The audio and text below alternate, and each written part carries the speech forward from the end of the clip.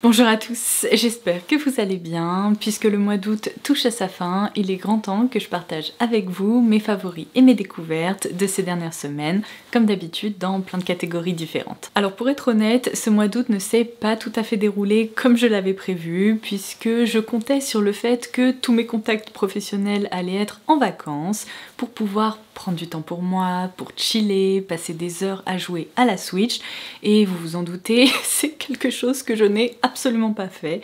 Mes travers ont un peu repris le dessus, hein, comme d'habitude. Je pense avoir beaucoup trop travaillé pour un mois d'août, mais c'est pas grave. Disons que ça m'a permis d'y voir plus clair pour ces prochaines semaines et de préparer ma série Calendrier de l'Avent que vous attendiez avec grande impatience, donc je l'ai fait bien volontiers. Alors vous savez quoi, pour une fois, je vais quand même commencer par quelques recommandations en matière de divertissement, puisque j'ai regardé des séries qui m'ont énormément plu ces dernières semaines et je voulais les partager avec vous. Ma première recommandation, c'est la série Parenthood que j'ai découvert grâce à ma belle-maman qui a déniché ça je ne sais même pas comment, parce que pour être tout à fait honnête, je n'en avais jamais entendu parler. En fait, on est toutes les deux hyper fans de Gilmore Girls et évidemment de Lorelai Gilmore. Et quand elle a vu l'actrice qui incarne ce personnage, donc Lauren Graham, dans cette autre série, elle s'est lancée dans le visionnage et elle m'a dit Parenthood, ça devrait te plaire. Alors j'ai visionné pour le moment toute la première saison et j'en suis à peu près à la moitié de la deuxième saison et j'aime beaucoup. Je trouve que c'est un peu une série à l'ancienne. J'aurais du mal à l'expliquer, mais les séries actuelles ne me procurent absolument pas la même sensation. Alors j'espère que ça va continuer parce que pour le moment l'histoire me plaît. Alors on est d'accord, c'est une histoire hyper commune. En fait, on suit 4 frères et sœurs qui ont chacun un schéma familial qui est très différent. Donc on suit vraiment le quotidien de tout ce clan, des grands-parents jusqu'aux petits-enfants, et c'est très sympa, c'est une série que vraiment je vous recommande. Et alors pour cette deuxième recommandation, il faut croire que je vivais littéralement sous un rocher ces dernières années, puisque je n'ai jamais visionné un seul épisode de Queer Eye. On a commencé à visionner ça il y a quelques mois avec mon mari et on adore. Franchement, il y a très peu de choses sur Netflix qui sont aussi feel good que ça. C'est incroyable. Franchement, je vous le dis, si vous avez envie de passer un super moment, d'être ému, de rire et de retrouver des gens hyper attachants, regardez Queer Eye. Moi j'adore. Je pense sincèrement que si dans notre vie on avait tous des Fab Five, eh bien le monde irait beaucoup mieux. Alors ensuite, rien à voir, mais puisque j'ai évoqué la question du divertissement, je vais également vous recommander ce petit jeu que mon mari m'a offert pour mon anniversaire. Donc on a passé quelques jours en Bourgogne chez mes beaux-parents et on en a profité pour l'inaugurer. Je ne le connaissais absolument pas.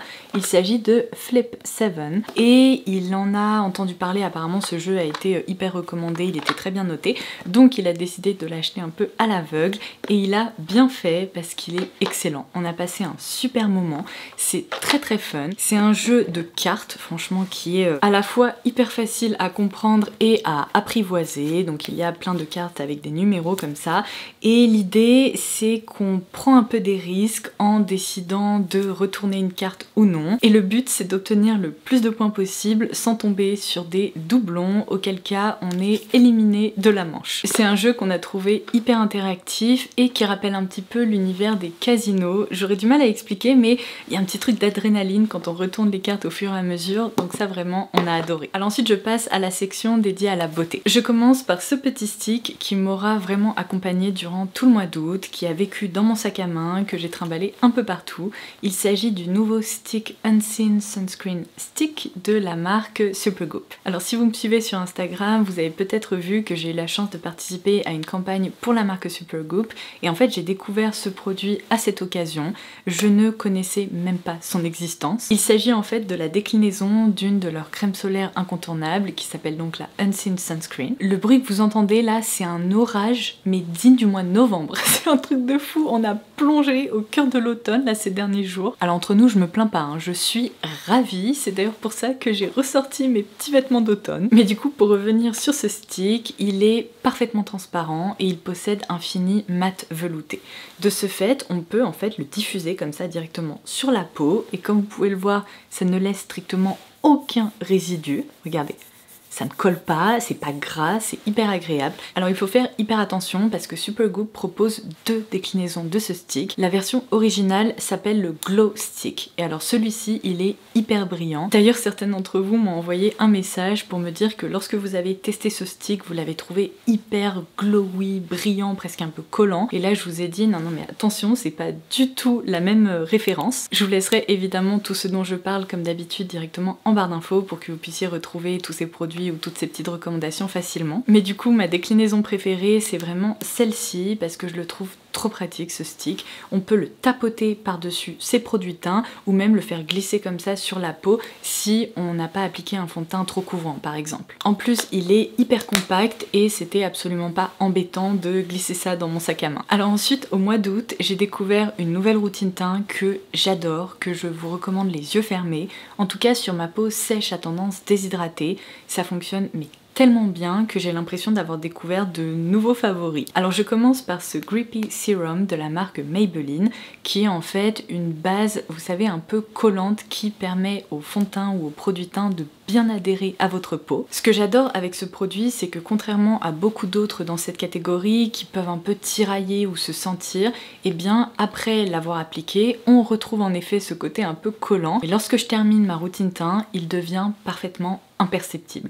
C'est-à-dire qu'évidemment l'effet collant a complètement disparu, il s'est uniquement, si vous voulez, mélangé avec le fond de teint. Mais en plus je suis hyper étonnée parce que ça fait maintenant 2 semaines que je m'en sers non-stop tous les matins et il a baissé de ça. C'est-à-dire qu'à chaque utilisation j'en applique tellement peu, le produit se répartit tellement bien, il est hydratant, on retrouve d'ailleurs de la niacinamide dans la formule, que c'est un format que je trouve très économique. Bon ça je pense que ça va pas vous surprendre, on l'a crash testé ensemble, d'ailleurs le jour de mon anniversaire, si vous avez loupé cette vidéo je vous la laisserai ci-dessous, parce que vraiment elle mérite le détour. Quand vous allez voir le rendu de ce fond de teint sur mon visage, vous allez être choqués. Franchement, encore à ce jour, je m'en remets pas. C'est de nouveau le produit que je porte sur mon teint et j'adore son rendu. Je pense sincèrement que c'est l'un des meilleurs fonds de teint que j'ai pu tester de toute ma vie. Je pensais pas que j'allais avoir un coup de cœur pareil et pourtant je le trouve mais tellement beau, il est léger, il procure vraiment un effet seconde peau. En même temps, sa couvrance est jolie, il crée un teint homogène tout en restant très naturel. Donc gros coup de cœur pour le fond de teint Reveal de Prada. Et en plus, c'est un format qui est rechargeable et il y a très souvent des promos à la fois sur le fond de teint ou sur les recharges sur le Fantastique. Donc je suis ravie et je vais d'ailleurs de ce pas me commander une recharge parce que je voudrais pas qu'il soit discontinué ou qu'il disparaisse. Vous savez que ça a tendance à arriver avec pas mal de mes produits préférés. Donc ça, je l'aime. En matière d'anti-cerne, pareil, j'ai eu un coup de cœur. Alors cette fois-ci pour un produit qui coûte pas cher du tout chez Kiko. Il s'agit du Skin Lover Intensive Serum Concealer, donc un anti-cerne avec une formule plus proche du sérum. Il est assez liquide mais il se répartit super bien. Je trouve que sur la zone du contour de l'œil, il ne crée pas d'effet de matière, il est très naturel, il se mélange parfaitement au fond de teint que je viens de vous présenter. Donc ça a aussi été une superbe découverte et pour être tout à fait honnête, il me rappelle beaucoup l'anti-cerne, je vous l'afficherai par ici, de chez Laura Mercier, qui est très fin, qui est lumineux. Et bien ces deux formules sont très proches et celui-ci coûte beaucoup moins cher. Pour sceller le travail du teint, ça je vous en ai parlé dans ma vidéo d'hier, évidemment la poudre Make Up by Mario, que j'ai mis bien trop de temps à tester. J'en entendais parler depuis hyper longtemps et franchement c'est plus que mérité. Cette poudre libre est magnifique. Je trouve que sur ma peau qui donc a tendance à être déshydratée, qui peut marquer facilement, elle n'accentue strictement aucune petite peau morte, aucun petit patch de déshydratation. Elle permet juste de créer encore une fois un effet peau de pêche que j'aime beaucoup. Elle est naturelle, elle ne crée pas d'effet de matière ou un effet hyper poudré. Bref, je ne regrette absolument pas d'avoir craqué, elle est merveilleuse. En matière de blush, ça ce sont les produits dont je me suis le plus servi ces dernières semaines. Alors vous n'allez pas être étonné de retrouver un petit pudding pot de la marque Fouille, puisque vous savez qu'ils font partie de mes produits teints préférés. Vous savez, ce sont ces petits peau qui possède une texture un peu effet trampoline. Et alors cette teinte là, mais je l'aime à la folie, c'est la teinte Into. Évidemment pareil, je vous laisserai la ref ci-dessous. Elle fait partie, vous savez, de la nouvelle collection que j'avais pas pu vous swatcher dans ma grosse vidéo récap de cette gamme, puisqu'elle est sortie après coup. Mais bon, il existe aussi une vidéo sur ma chaîne où je vous montre le rendu de ces nouvelles teintes si jamais ça vous intéresse. Et alors ce qui est vraiment magique avec ces petits pots, c'est que les pigments sont hyper jolis et en fait leur texture un peu effet nuage se répartit mais tellement facilement que regardez, en quelques secondes on obtient un effet nuage comme ça, très doux et qui est également mat velouté et je dirais même que c'est complètement lissant. Donc à chaque fois que j'applique ce produit, eh bien je me retrouve avec des petites joues de poupée qui sont à la fois rehaussées mais aussi liftées. Ça crée un effet bonne mine, ça tient super bien et c'est un produit multi-usage en plus, vous pouvez tout à fait l'appliquer pourquoi pas sur les yeux et même sur les lèvres. Donc ça vraiment, sachez que c'est l'une des meilleures références en matière de K-Beauty et si vous ne les avez toujours pas testés, mais qu'est-ce que vous attendez? Ça coûte seulement quelques euros et c'est merveilleux. Et alors un blush très différent dont je vous ai également parlé dans ma vidéo d'hier, ce sont ces blush sticks de la marque Haus Labs qui plairont plutôt aux personnes qui apprécient les finis dewy sur la peau, donc assez lumineux, mais quelle merveille, franchement je les aime à la folie puisqu'ils me permettent de créer un effet un peu coup de soleil sur mon visage. Alors évidemment c'est quelque chose que j'ai apprécié porter durant l'été mais que je vais continuer à porter durant l'automne parce que pareil ça crée un effet bonne mine, c'est hyper joli. Donc la teinte la plus facile pour les peaux très claires comme moi c'est définitivement la Glassy Ginger qui est trop belle. Aujourd'hui je l'ai tapoté un petit peu par dessus le produit fouille et je n'ai même pas appliqué d'highlighter et vous voyez on obtient ce rendu très naturel avec à la fois un effet coloré mais aussi un effet délicatement lumineux comme ça que j'aime beaucoup. Et si vous voulez aller plus loin et vraiment opter pour une teinte un peu plus foncée qui permettra vraiment d'obtenir cet effet peau rougie au soleil, dans ce cas là il y a la teinte Glossy Cayenne qui est trop belle. D'ailleurs dans ma vidéo d'hier je vous ai montré une démo, donc comme ça vous pouvez voir exactement ce que ça donne sur le teint. Alors en matière de parfum, vous avez dû le remarquer à travers mes formats courts, il y a plusieurs références que j'ai adoré porter cet été, mais franchement pour cette vidéo favori du mois d'août, je n'en ai sélectionné qu'une seule parce qu'il s'agit selon moi d'un des plus beaux lancements de cette année 2025 et vraiment je pèse mes mots, parmi tous les parfums que j'ai pu sentir, tous les lancements qui ont pointé le bout de leur nez cette année, ça c'est une merveille. Mais vraiment, si vous avez l'occasion de mettre votre nez dessus, vous comprendrez à quel point ce parfum est magnifique. Il s'agit du Healing Spirit de la marque Mise en Cire, qui n'est autre que la maison de parfum du maître parfumeur Alberto Morillas. À chaque fois que je le sens, non seulement c'est un parfum qui m'illumine, qui me donne le sourire, mais en plus il me transporte. Je n'ai jamais senti un parfum comme celui-ci. Il est incroyable. Comme son nom l'indique, il s'agit d'une ode à l'ylang-ylang, mais cette fleur qui possède des propriétés très crémeuses, très enveloppantes, est également relevée par des fleurs blanches qui, oh là là, lui donne une impression de concoction vraiment très séductrice. C'est aussi un parfum qui possède des caractéristiques que j'adore, à savoir une facette très propre apportée par des muscs qui sont hyper bien dosés, hyper équilibrés et un fond très chaud à base de vanille et d'un effet presque un peu ambré. J'ai l'impression qu'avec ce parfum, il a réussi à créer l'odeur de la crème corps la plus luxueuse que vous pourriez appliquer sur votre peau. C'est magique. J'ai pas les mots, c'est incroyable. Ce parfum, je pourrais me marier avec en fait. Et alors pour clôturer cette catégorie dédiée à la beauté, je voulais partager avec vous une petite routine layering qui me procure vraiment la sensation de passer la journée au spa. Alors les jours où j'ai envie d'être hyper chill, de profiter de mon week-end, c'est un combo qui fonctionne hyper bien. Alors sous la douche, je commence par la Fitness Shower Oil de la marque Espa que vous pourrez retrouver sur Lookfantastic. Alors cette huile de douche, elle est pareil, incroyable. Sa texture est ultra luxueuse, elle se répartit très bien, elle vous enveloppe dans un cocon qui est très agréable. Et l'huile, oh là là, elle possède une odeur d'huile d'eucalyptus qui est mais presque méditative, qui me plonge dans une ambiance hyper zen, mais on ne retrouve pas Vous savez, ce côté un peu piquant des huiles essentielles et particulièrement des huiles un peu mentholées ou d'eucalyptus qu'on peut retrouver habituellement. Eh mais qu'est-ce qui se passe là? Le soleil est de retour. Je suis en train de me transformer en Casper. Et j'étais donc en train de vous dire que j'ai l'impression qu'ils ont intégré des petites notes florales pour casser ce côté, vous savez, trop piquant de l'eucalyptus.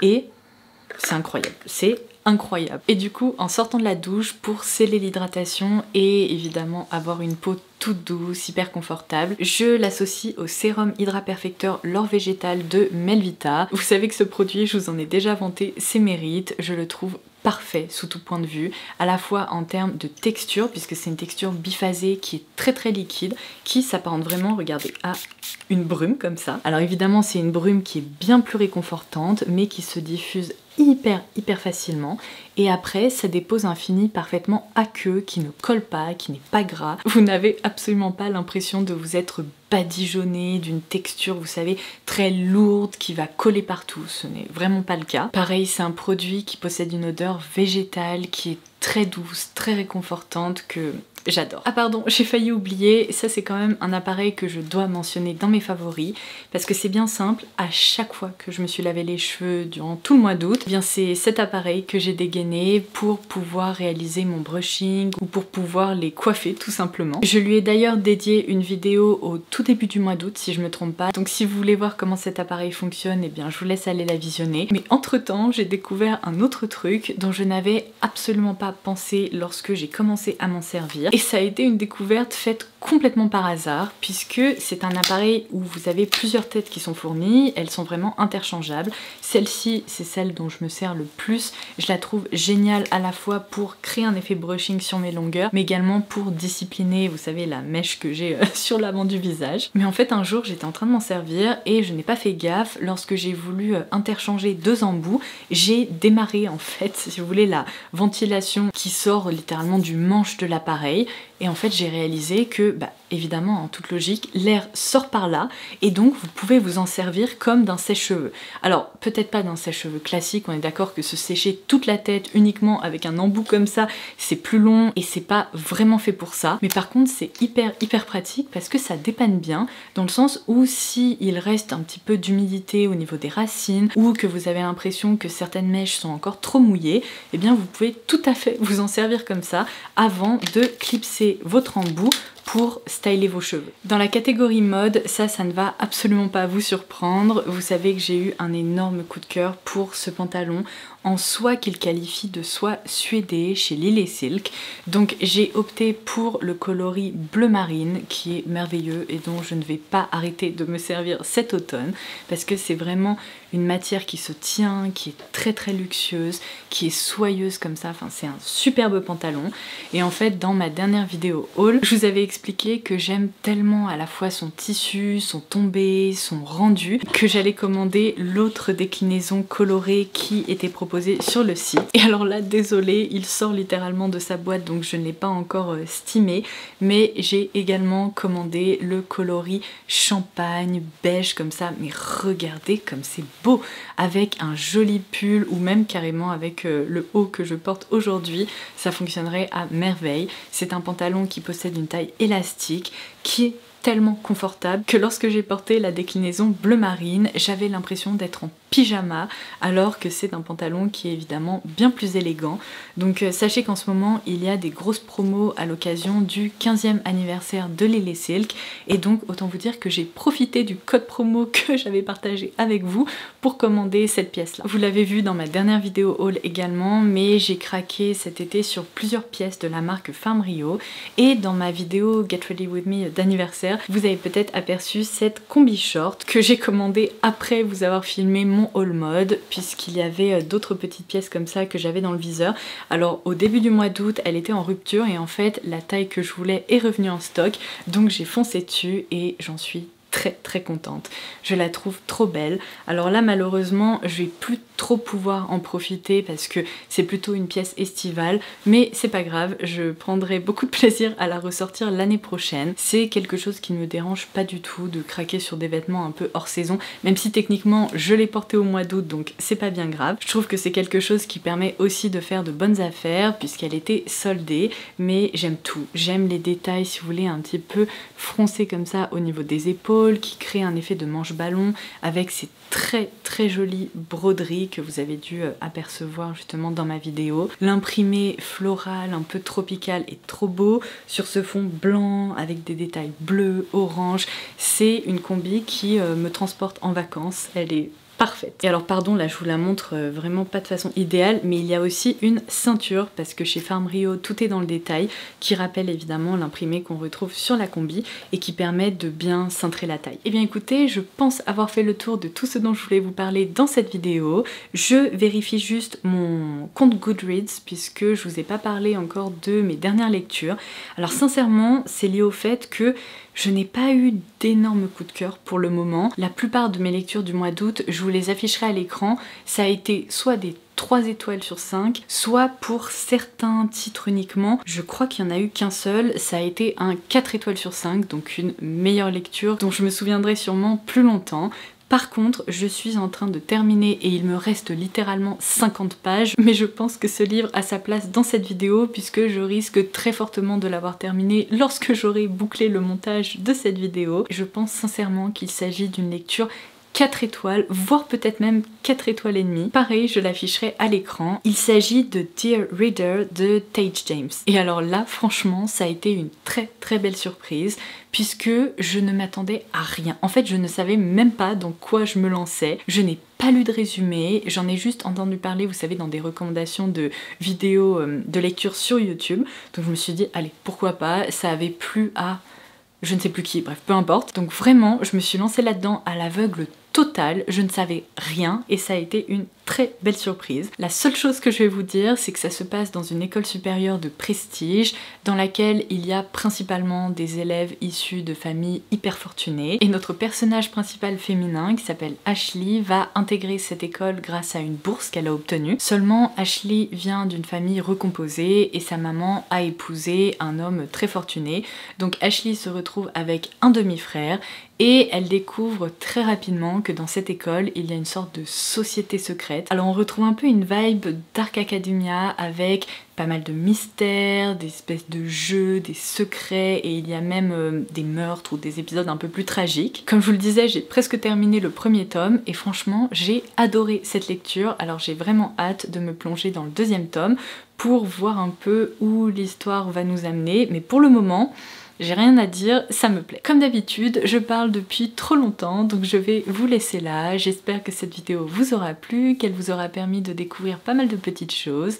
N'hésitez pas à me laisser un petit mot avant de partir. Moi aussi, j'ai envie de savoir quelles ont été vos belles découvertes et vos favoris de ces dernières semaines. Et en attendant mes prochaines vidéos, parce que vous le savez, avec la série calendrier de l'Avent, il va y en avoir pas mal ces prochaines semaines, et bien je vous embrasse et je vous dis à très vite. Bye bye!